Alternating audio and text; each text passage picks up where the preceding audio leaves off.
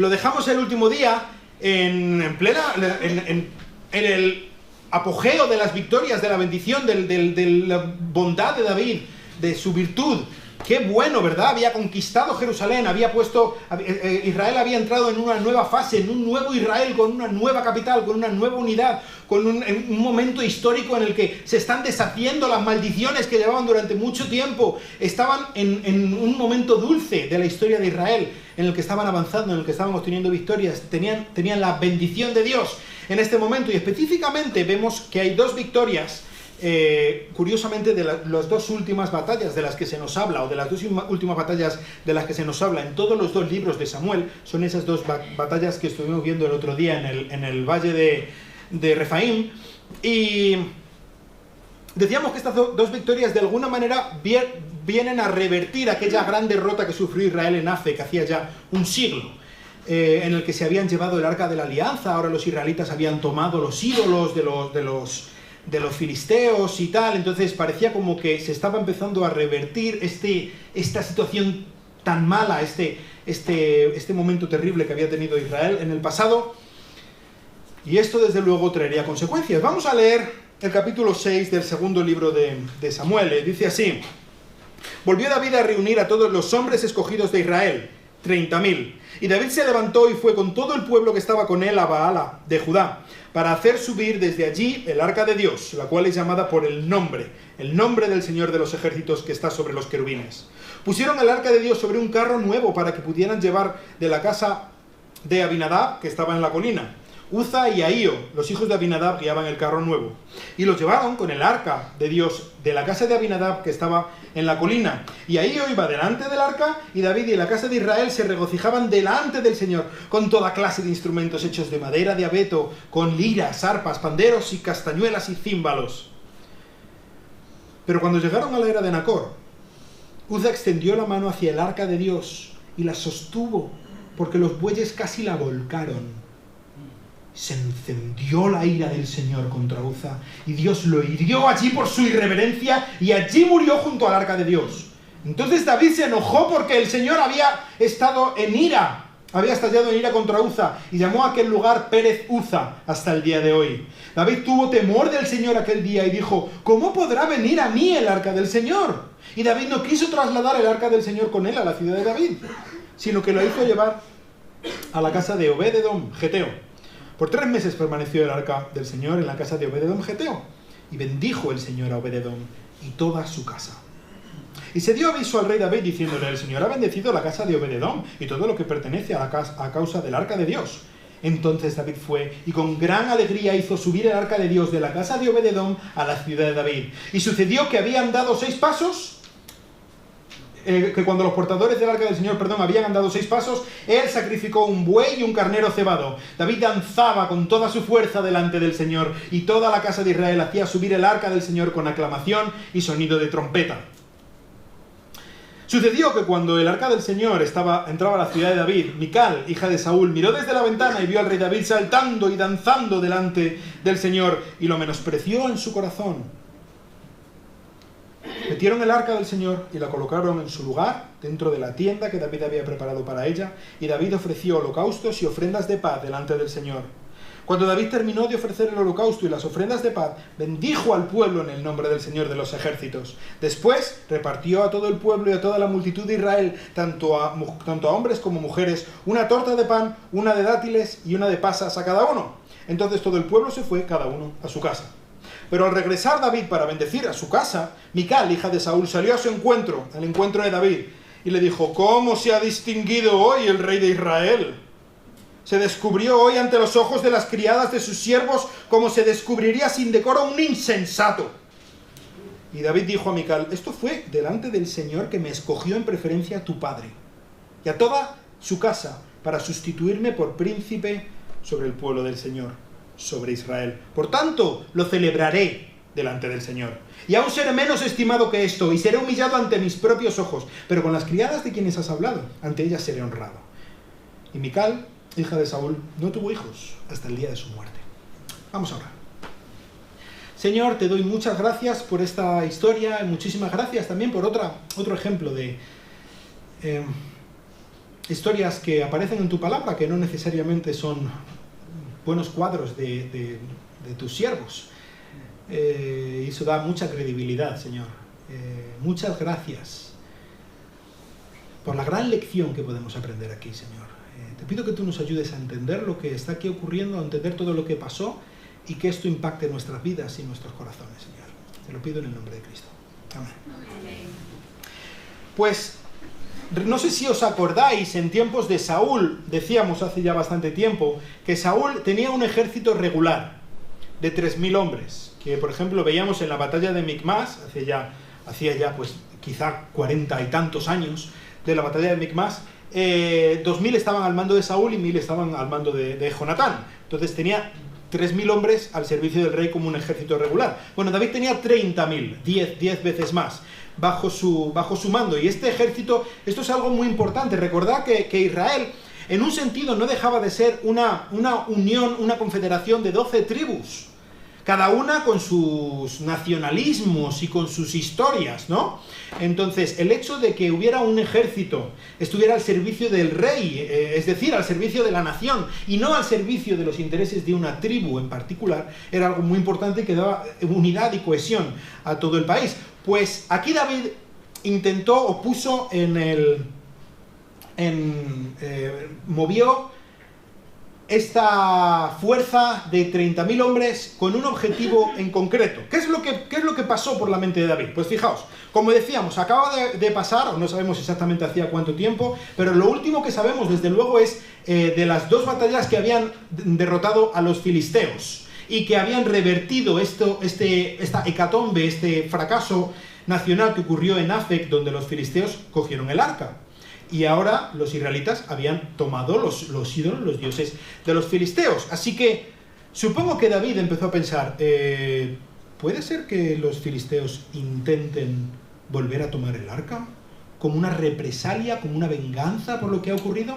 El arca en este momento estaba, depende de la traducción que tengáis, aquí por ejemplo pone Kiriat Jeraim, mi traducción pone Baala de Judá. Es el mismo sitio, ¿vale? Es el mismo lugar, simplemente que hay algunos manuscritos que lo dicen de una manera, otros que lo dicen de otra. Probablemente se cambió el nombre más adelante porque el nombre Baala sonaba mal, porque sonaba a Baal, entonces por eso cambiaron el nombre, aunque en un principio no tenía nada que ver con la deidad, el nombre de este sitio. Pero bueno, en cualquier caso estamos hablando del mismo sitio, y ahí estaba, en la casa de un hijo de la tribu de Leví, de un levita.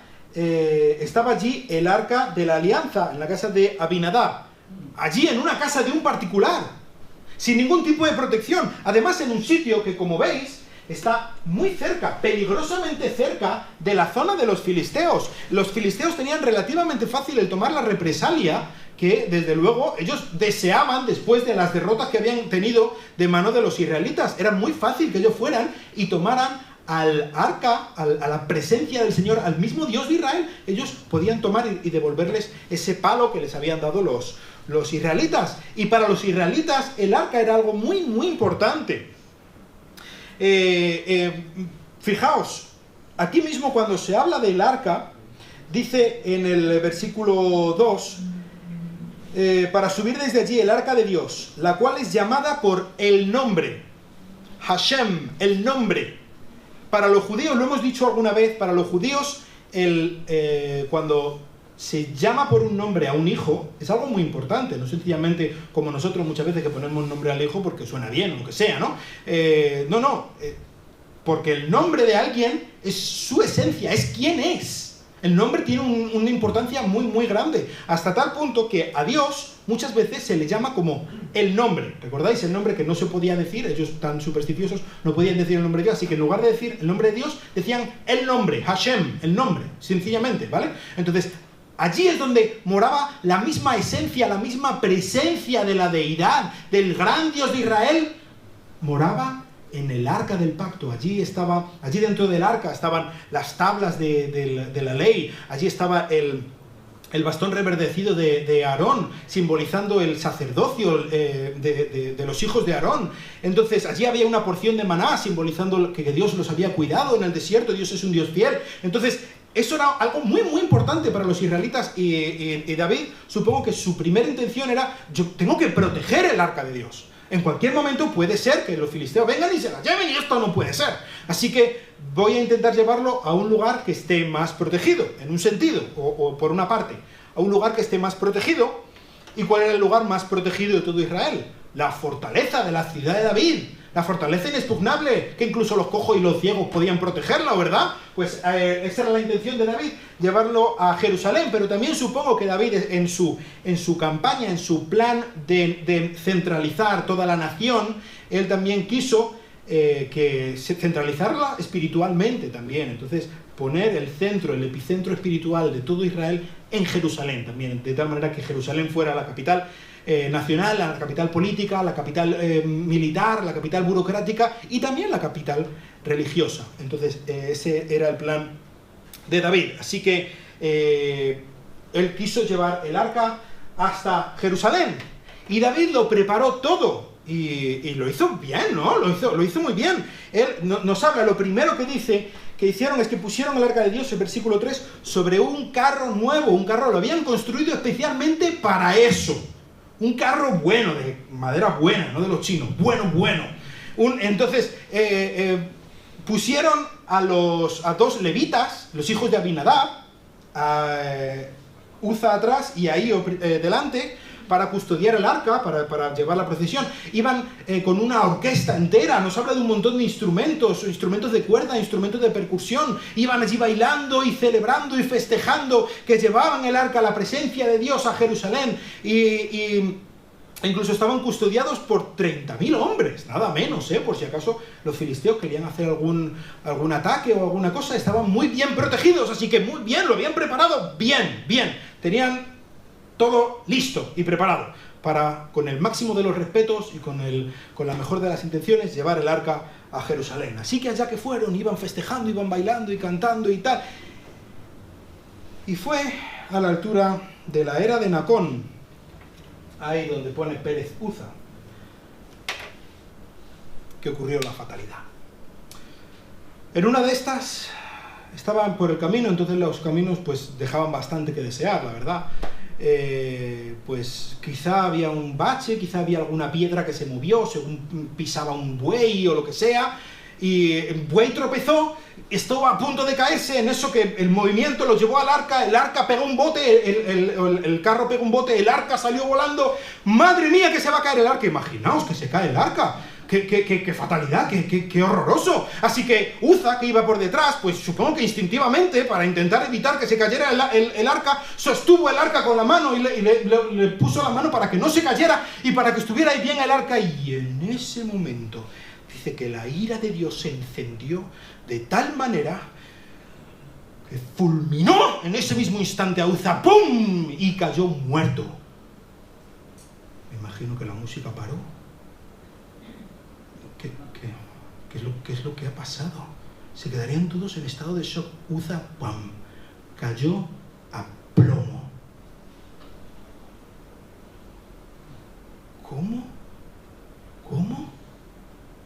¿Cómo puede ser esto?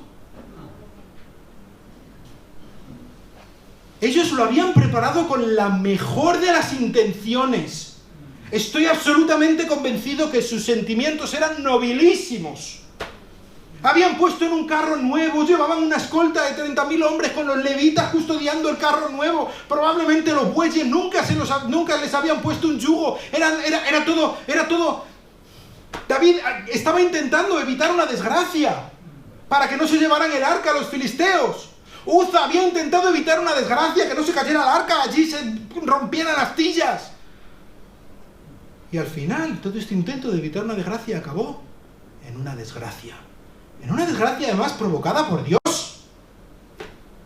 Y David se enfadó tremendamente. ¿Pero cómo puede ser? Pero si lo hemos hecho de la mejor manera posible, pero si hemos puesto todo nuestro mejor corazón. No escatimado en gastos ni en... Por favor, lo único que queríamos era hacer algo bien y ni con esas. A ver cómo voy a llevar yo ahora el arca de Dios a mi casa, allí a Jerusalén. Hombre, que cualquier momento pasa alguna desgracia y algún hijo mío hace algo que no debe y Dios lo mata o algo así. Si pasa cualquier cosa, se carga toda la ciudad de Jerusalén. ¿Cómo voy a llevarlo yo a Jerusalén? Pero esto es un... ¡Ay, por favor! Pero este Dios, pero... ¡Qué horroroso! No estamos a salvo. ¿Dónde está la casa del levita más cercana? ¿Dónde está? Y entonces le dijeron a David, pues mira, ahí cerca hay un tal Obed-Edom Geteo, que es levita, se puede quedar el arca allí en su casa. Y dijo, a ver, mira, que la dejen allí y ya está. Hombre, por favor. Dice que se enfadó muchísimo con Dios. ¿Qué es lo que había ocurrido realmente aquí? Como digo, no dudo lo más mínimo de las buenas intenciones del corazón noble de David. David lo había intentado hacer de la mejor manera posible. Pero por muy respetuoso, por muy bien intencionado que fuera David al actuar, al llevar de la manera en que lo llevó el arca a Dios, ¿había hecho las cosas bien David? No. No había hecho las cosas bien. El arca, por ejemplo, lo vemos en Números, capítulo 4, versículo 15, capítulo 7, versículo 9. El arca Dios le dio las instrucciones precisas a Moisés de cómo debía construirse el arca. Y el arca se construyó con unas argollas a los lados. Unas argollas cuyo propósito era que pasara un palo de lado a lado y el arca se tenía que llevar a pie. Levitas a pie tenían que cargar el arca sobre sus hombros, como hacen los pasos de Semana Santa. Así. Así es como tenía que cargarse, no en un carro, por muy nuevo que fuera y por muy bueyes de pedigrí que llevaran. Tenía que hacerlo como tenía que hacerse. Y David no lo hizo así. Esto era especialmente grave en el caso de David, porque lo primero que se dice en cuanto a un rey en la ley es que de su mismo puño y letra tenía que hacer una copia de la ley para él, para leerla y para aprenderla, y David tenía que saberlo. Lo que ocurrió hacía 100 años, que maltrataron el arca de la alianza a los filisteos. Los filisteos no sabían lo que estaban haciendo. Lo de David era mucho peor, porque él sí sabía, o debía saber, lo que hacía. Y lo hizo mal, por muchas buenas intenciones que trajera, por muy bien intencionado y el corazón más noble del mundo. Estaba desobedeciendo lo que Dios había mandado. Y Uza, el pobre Uza, ¿qué crimen cometió? Que lo único que hizo fue pues intentar proteger el arca para que no se cayera. Números capítulo 4, versículo 15 nos dice que nadie puede tocar el arca de la alianza. Desde luego nadie que no sea sacerdote. Y Uza era levita, pero no era sacerdote. Lo que Uza pretendió hacer es proteger el arca. Lo que Uza hizo fue contaminar el arca. Y esto estaba penado con la muerte automática. No se podía permitir, porque ese era el símbolo de la misma presencia del Dios Santo. Uza violó la separación que Dios había establecido, una separación para proteger al pueblo y para protegerse de ser contaminado con el mal. El gran tema de todo esto, y luego vamos a hablar más, pero creo que la gran lección que ellos tenían que aprender en su tiempo y que nosotros tenemos que aprender en nuestro tiempo, es que servimos a un Dios santo. Santo. Y hemos intentado reducir a Dios a nuestro amiguito, a nuestro coleguita, a un Dios de bolsillo manejable y amaestrado. Y Dios no es ese. Así que lo que hizo Uza fue contaminarlo y por lo tanto literalmente habla de que fue irreverente. Y eso fue lo que hizo Uza.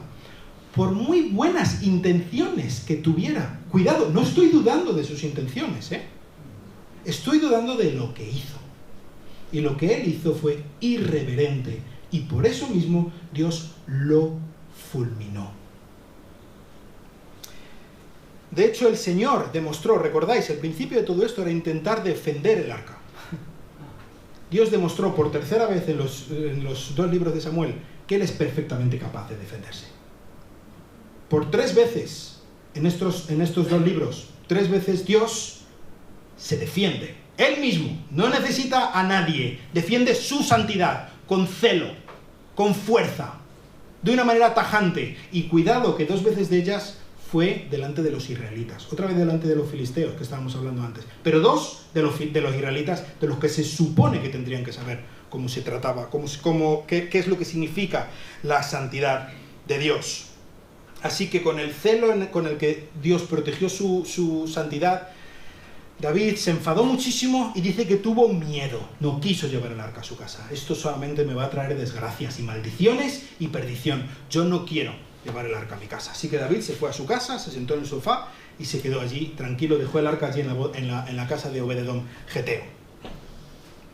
¿Qué pasó? Pues pasaron 3 meses. Y después de 3 meses, le vino alguien y le dijo a David: oye, ¿tú te has enterado lo que le ha pasado a Obed-edom geteo? Y dice: ¿qué le ha pasado? Le ha tocado la lotería con el arca. Dios lo está bendiciendo a manos llenas, en todos los sentidos. En los pasajes paralelos, por ejemplo, en Crónicas, nos habla, o parece ser que nos habla de que incluso estaba teniendo muchos hijos, que Dios estaba bendiciendo de una manera tremenda. Así que David dijo: pero si yo pensaba que esto era que Dios maldecía y que Dios fulminaba y que Dios era... Pues si esto es así, si Dios bendice a la casa de Obed-edom geteo, ¿por qué no lo traigo a Jerusalén? Y en lugar de bendecir solamente a esa casa, bendice a toda la casa de Israel, que era mi intención en un principio. Así que volvió a prepararlo, pero esta vez David se ocupó. Esta vez David temió, en el sano sentido de la palabra, a Dios. Y lo hizo bien. ¿Qué es lo primero que nos dice? ¿Qué hizo? Cuando que habían andado, versículo 13, 6 pasos, él sacrificó un buey. Habían andado 6 pasos. Es decir, ya lo llevaban a pie. Ya lo llevaban bien, como había que llevarlo. Y a los 6 pasos hizo un sacrificio costosísimo. Nos habla de un sacrificio de un buey y un carnero cebado, que es un sacrificio muy valioso. ¿Y por qué a los 6 pasos? Después de haber andado 6 pasos, ¡pum!, el sacrificio. ¿Por qué? No lo sé. No lo sé. Pero me temo que puede ser por algo como el 7º paso, como el 7º día. Un sacrificio sabático en un sentido, ¿vale? ¿Por qué? Porque de esa manera intentaba santificar todo el camino hasta llegar a la meta, que era ni más ni menos que el monte que estaba al lado de la ciudad de David, el monte de Sión, que se llama, o el monte de Moría, por ejemplo, que aparece en el libro de Génesis. Así que David lo preparó absolutamente todo para este camino. Preparó el camino con los levitas portándolo, el sacrificio que se hizo, pero también se preparó él mismo. Y es que nos habla que David llevaba un efod de lino. Y aquí nos metemos en un sitio un poco extraño. En Éxodo, capítulo 28, por ejemplo, nos habla de esta prenda, esta prenda que era exclusiva de los sacerdotes. Solamente los sacerdotes podían llevar un efod de lino. ¿Era David un sacerdote?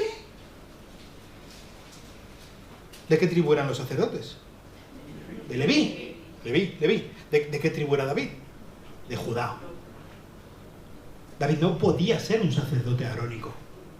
No podía serlo. No le venía la sangre, no podía. Vamos un segundo al Salmo 110.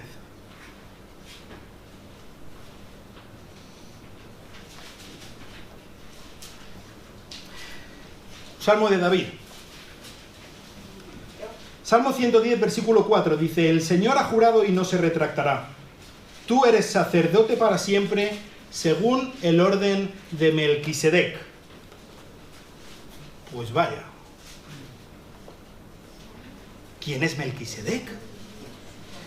Pues vemos, por ejemplo, en el libro de Génesis, que cuando Abraham salió a perseguir a este ejército de la confederación de reyes que habían tomado prisionero a su sobrino Lot y la familia, cuando los derrotó y consiguió liberar a los presos y conseguir botín y tal, fue a donde Melquisedec, rey de Salem. Salem es Jerusalén. Y este Melquisedec era sacerdote del Dios Altísimo. ¿Sacerdote? ¿Pero de qué tribu era Melquisedec? Pues de ninguna tribu, porque ni siquiera Leví había nacido en este tiempo. Entonces, ¿quién era Melquisedec?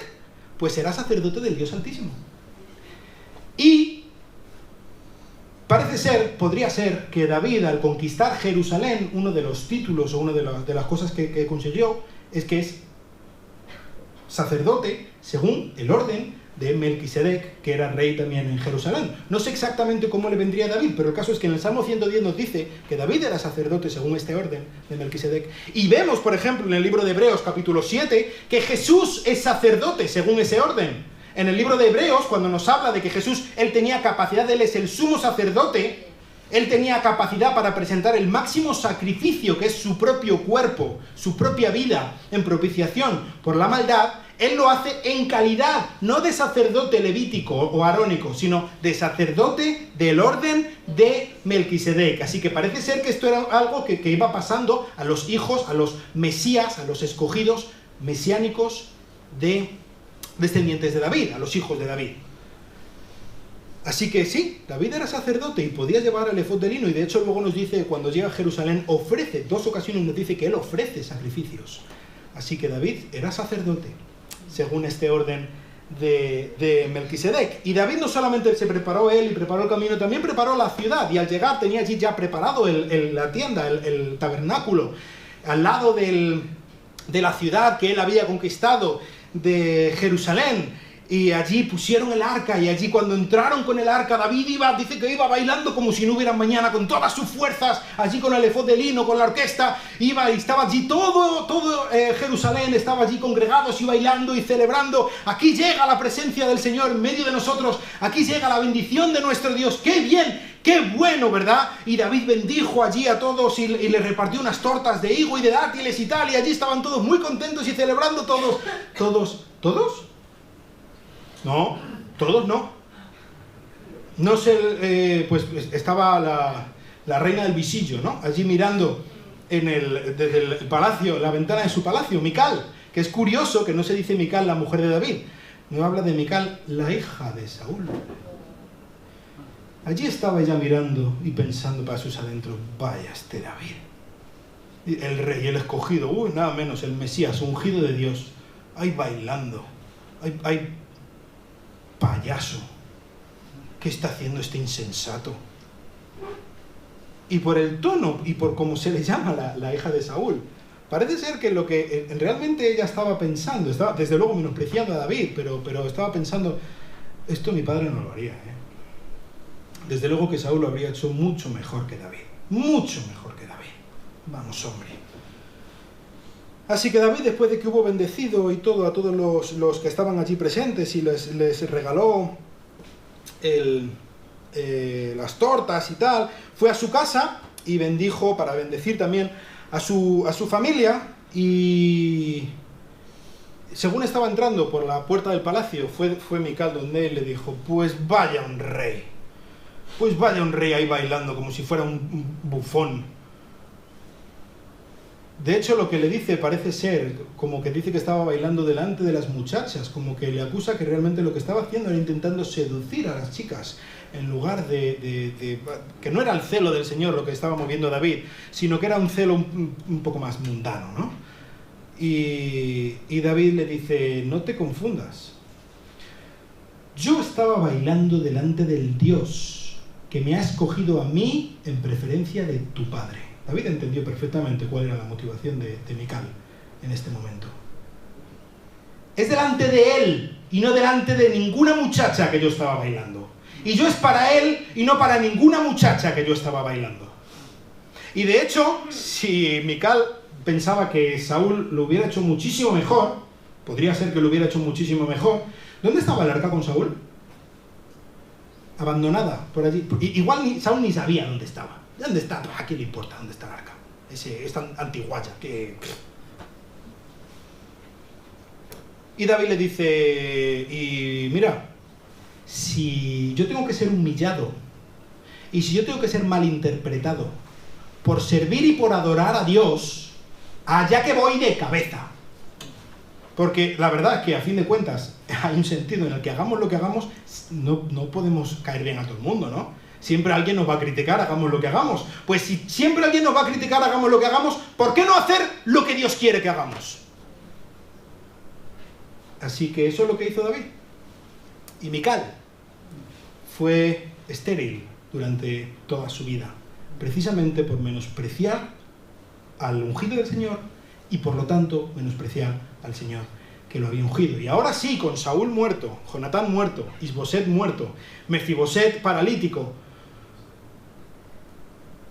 y Mical estéril, no había posibilidad de que hubiera ningún descendiente de Saúl, nunca, jamás, por los restos, sentado en el trono de Israel.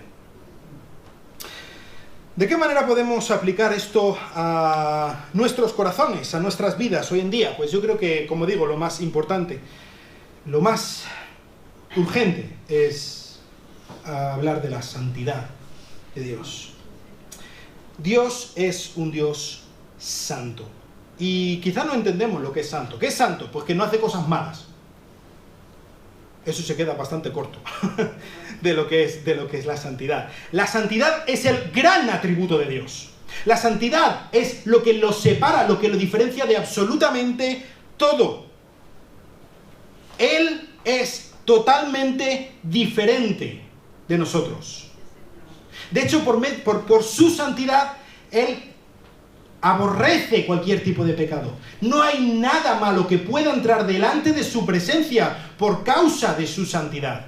De hecho, en su misma presencia, cuando estaban en el lugar santísimo, ya cuando estaba en el tabernáculo y en el templo, en el lugar santísimo detrás de la cortina, solamente una vez al año podía entrar el sumo sacerdote, después de un montón de rituales de purificación para perdonar su pecado primero. Y aún así, el sumo sacerdote, esa vez al año que podía entrar allí, al propiciatorio, allí donde estaba la presencia de Dios, tenía que entrar con una cuerda atada al tobillo, porque podía ser que aún así no hubiera sido preparado, santificado del todo, y que como entrara con un poco de pecado a la presencia de Dios, Dios lo fulminaba en ese momento y tenían que sacarlo tirando de la cuerda.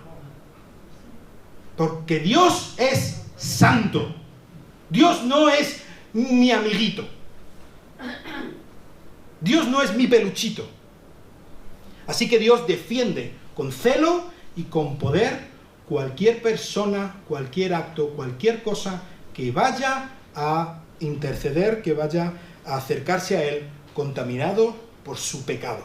Eso en cuanto a Dios. Por ejemplo, en el Antiguo Testamento se nos habla de instrumentos, de objetos que son santos, o incluso de lugares que son santos, ¿no? ¿Os acordáis cuando Moisés estaba acercando a la zarza que estaba ardiendo pero no se consumía? Y le dijo Dios, quítate las sandalias, porque donde pisas es un terreno santo, es suelo santo, quítate las sandalias. Eso era un lugar santo. Y los objetos que estaban dedicados a la adoración de Dios en el templo eran santos. ¿Qué significa esto? Que habían sido apartados para el servicio del Dios santo. Y que cualquier otra cosa o cualquier uso indebido que se estuviera haciendo con esos objetos o con ese lugar era atentar en contra de Dios que lo había santificado.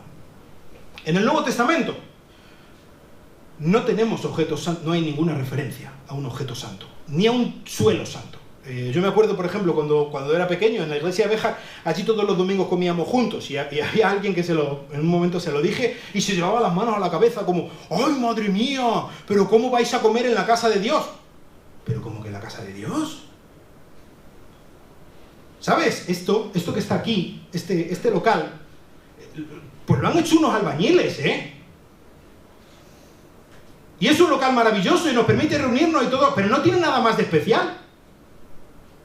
¿Cuál es el lugar santo? ¿Qué es lo santo? Lo santo eres tú, si tú has confiado en Cristo como tu Salvador. El suelo santo, el objeto santo en el Nuevo Testamento son las personas.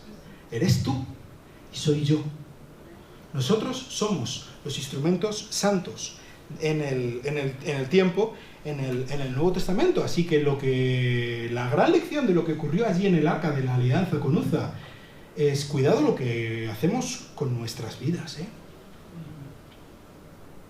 Ten cuidado porque tú y yo, si tú has puesto tu confianza en Cristo, hemos sido apartados para servir a nuestro Señor. Y Él defiende con celo todo lo que es santo. Y tú eres santo.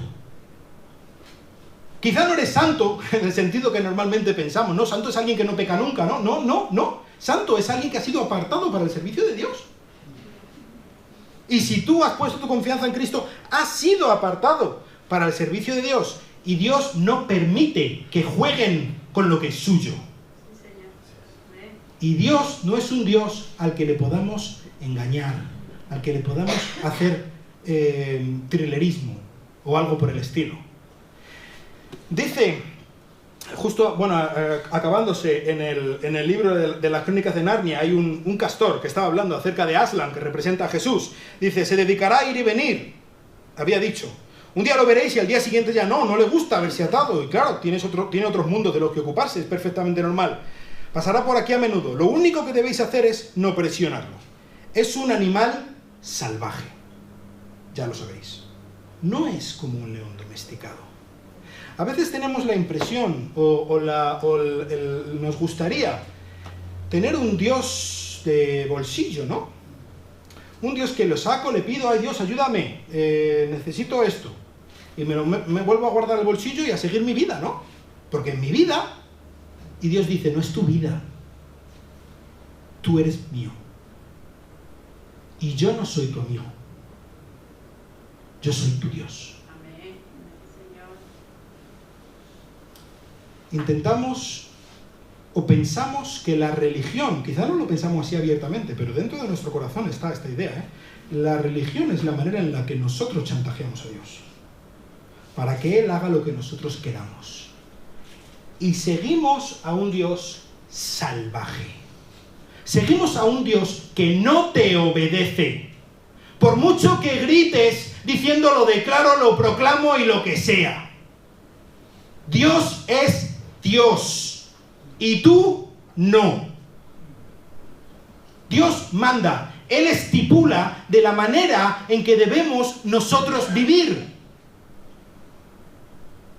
Y la gran lección que aprendió David es que, sí, yo tengo que seguir lo que Dios me ha dicho, porque Él sabe cómo es y porque Él defiende su santidad, con un celo terrorífico, terrible. Dios no es un Dios domesticado. Dios es un Dios salvaje, pero es bueno. Pero es tremendamente bueno. Y yo quiero tener a este Dios a mi lado. No para tenerle miedo como en un tiempo lo tuvo David, sino para tenerle temor, que es el principio de la sabiduría. El temor de Dios es saber que Él es Dios y yo no. Por lo tanto, yo voy a obedecerle, porque ahí es donde está el bien. La intención de Dios no es cerrarnos los pasos para evitar todo lo que sea divertido y que estemos aquí cantando himnos todo el día y sin hacer nada que realmente merezca la pena en la vida. Lo que quiere Dios es cerrarte todos los pasos que llevan al barranco. Porque Él sabe, porque sus caminos son mucho más altos que nuestros caminos y sus pensamientos que nuestros pensamientos. Él sabe el final de todos los caminos. Él sabe exactamente qué es lo que nosotros debemos hacer en cada momento, y es por eso que tiene celo de su santidad. Y es por eso que quiere guardarnos, porque Él quiere llevarnos. A lo mejor Él ha venido para que tengamos vida, para que tengamos vida en abundancia, no para aguarnos la fiesta. Y esto es lo que David comprendió después de que 3 meses Dios había bendecido tanto a Obed-Edom. David entendió que sí, Dios no es con quien jugar. Con Dios no puedo hacer lo que a mí me dé la gana. David pensaba que por su cercanía, por su intimidad con Dios, podía menospreciar su santidad, y no es así. Debe temer a Dios y debe guardar lo que Dios le ha dicho. Y deleitarse en todas las bendiciones que Dios le da. Porque Dios es un Dios bueno.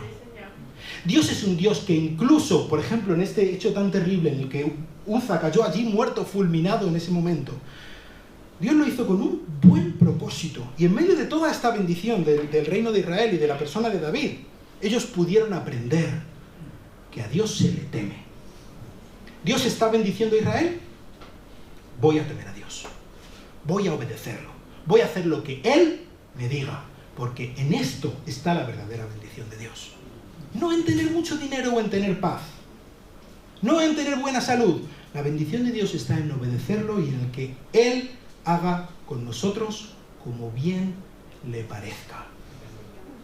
Y David entendió que por sus propias fuerzas, por sus propios méritos, a lo que le llevaba el acercarse a Dios era lo que le pasó a Uza, a ser irreverentes, a acercarnos contaminados a Dios.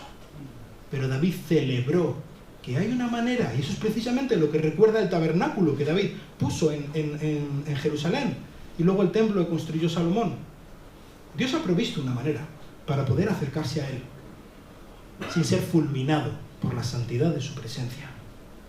Esa manera, el sistema de sacrificios, apuntaba al sacrificio definitivo del gran rey davídico, del gran sacerdote, según el orden de Melquisedec, de Jesucristo.